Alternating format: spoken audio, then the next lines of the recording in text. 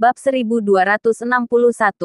Berita buruk. Serigala tamak dan tentara penghancur dengan cepat menarik 7 pembunuh. Memberi isyarat padanya untuk tidak berbicara.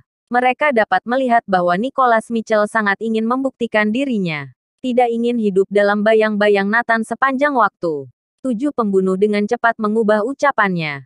Bukan tidak mungkin untuk menyerang Glaceon. Tapi, apa? Nicholas Mitchell langsung bertanya. Dewa Perang.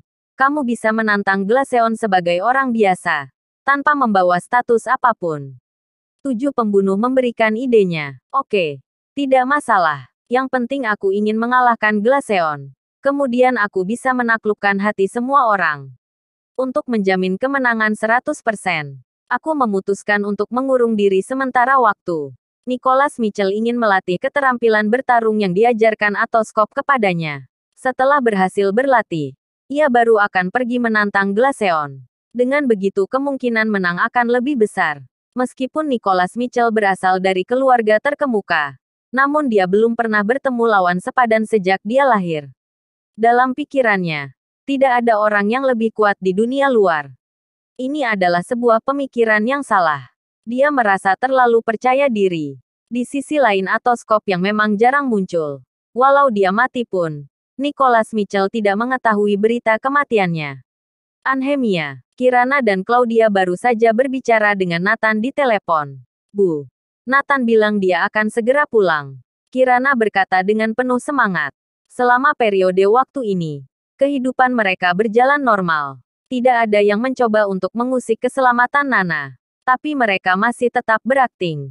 Semua orang mengira Nathan sudah mati. Mereka juga harus memerankan perasaan berduka. Lagi pula, masih ada orang tidak dikenal yang datang untuk bertanya. Sepertinya mereka ingin memastikan Nathan sudah mati atau belum. Kebanyakan dari mereka tentu orang jahat. Belum lama ini, ada orang dari keluarga Clark Gandala yang datang untuk mengejeknya. Adapun kabar yang didengar keluarga Andersen dan Pramana, Nathan dipukuli sampai mati oleh keluarga Clark. Selain itu, Tuan Yates sudah memutuskan hubungan dengan Kirana. Keluarga Andersen dan Pramana terus mendesak Kirana untuk mencari penopang. Lebih baik jika menemukan suami baru yang kuat untuk mempertahankan harta keluarga yang besar. Namun, saran dari keluarga Andersen dan Pramana memang benar. Sejak kehilangan pendukung besar keluarga Yates, banyak orang telah mengawasi Jordan Group yang makmur tersebut. Bahaya diam-diam mendekati Kirana. Dia sulit mempertahankannya. Saat ini, Nathan sedang dalam perjalanan kembali ke Neslandia. Dia membawa menggunakan mobil. Total ada 357 guci abu. Di antara mereka, Dewa Tarung Dasim ditempatkan secara terpisah. Bagaimanapun, dia berasal dari negara Ulfelen. Nathan menangani saudara-saudara Neslandia terlebih dahulu. Kemudian membawa Dewa Tarung Dasim ke tanah negara Ulfelen. Nathan baru saja mengadakan pemakaman di kota tanpa nama di Guruntara, dan mengkremasi semua orang di kota itu. Orang-orang yang tidak bersalah. Saudara-saudaraku, di depan kalian adalah tanah Neslandia. Aku akan membawa kalian pulang. Melihat tanah Neslandia, Nathan berseru kencang. Jika bukan karena sekelompok orang kasar ini, dia tidak akan tetap hidup. Merekalah yang memberinya kesempatan untuk dilahirkan kembali. Beruntung, dia cukup kuat untuk membalaskan dendam saudara-saudaranya. Tak satu pun dari orang-orang itu yang selamat. Saat sampai di perbatasan, Nathan berinisiatif untuk keluar dari mobil. Memegang guci gugum Clark di tangannya, dia berjalan ke tanah Neslandia. Di belakang diikuti iringan mobil. Dia ingin menunjukkan etiket tertinggi untuk mengantar mereka pulang. Saat Nathan melangkah ke tanah Neslandia, perasaan Nathan campur aduk. Ada perasaan misi tercapai. Dia menang. Akhirnya berhasil mengantar mereka pulang. Meskipun tidak bisa dianugerahkan sebagai anumerta, tapi setidaknya bisa mendirikan batu nisan. Pada saat ini, Raja Seon Barat mendatangi Nathan dengan raut wajah yang jelek. Paduka, ada kabar buruk untuk Anda. Bab 1262. Pengkhianat tidak bisa memasuki Neslandia. Katakan, Raja Seon Barat ragu-ragu dan berkata, ada seseorang di Neslandia yang mengeluarkan larangan. Tuan Gugum Clark dan yang lain dilarang memasuki semua pemakaman. Apalagi mendirikan batu nisan.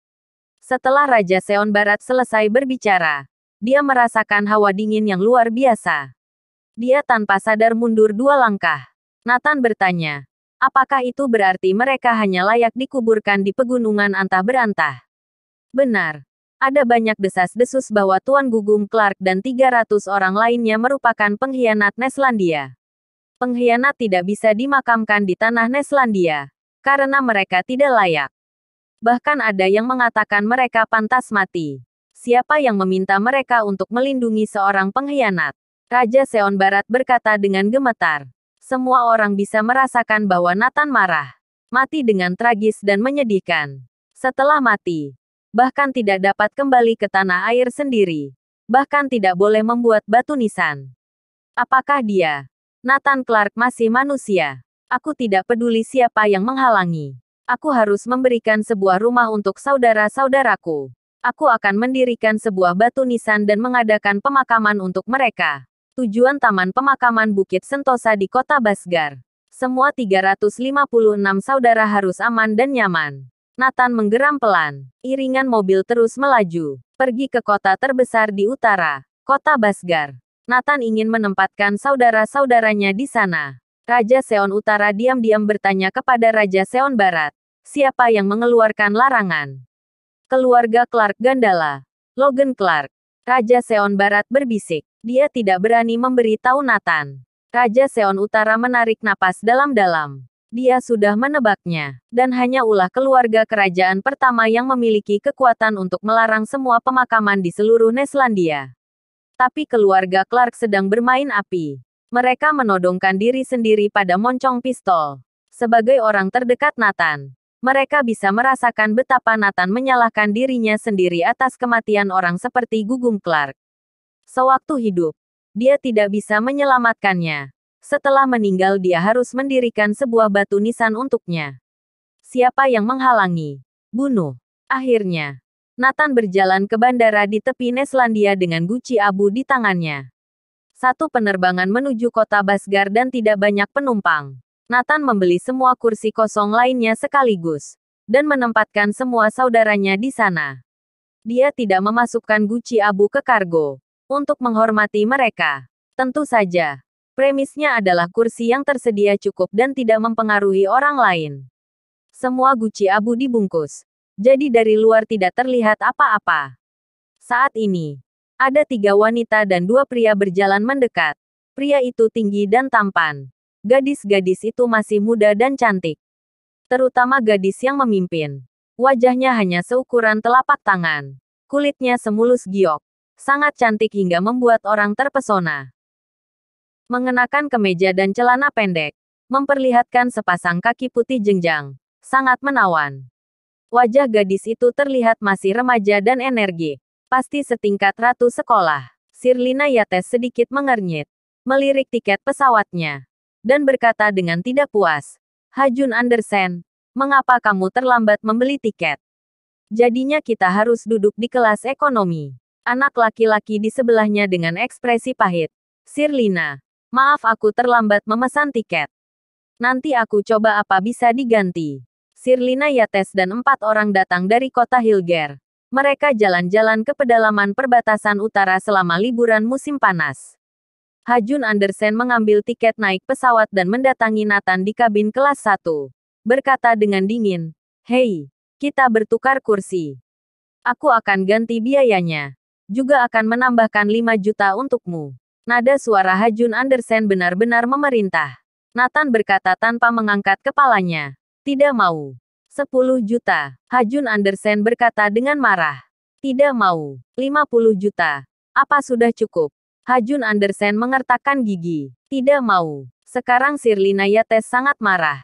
Tidak sabar berkata. Hei, apa maksudmu? Kamu bahkan tidak melihat kami. Sungguh tidak sopan. Bersambung.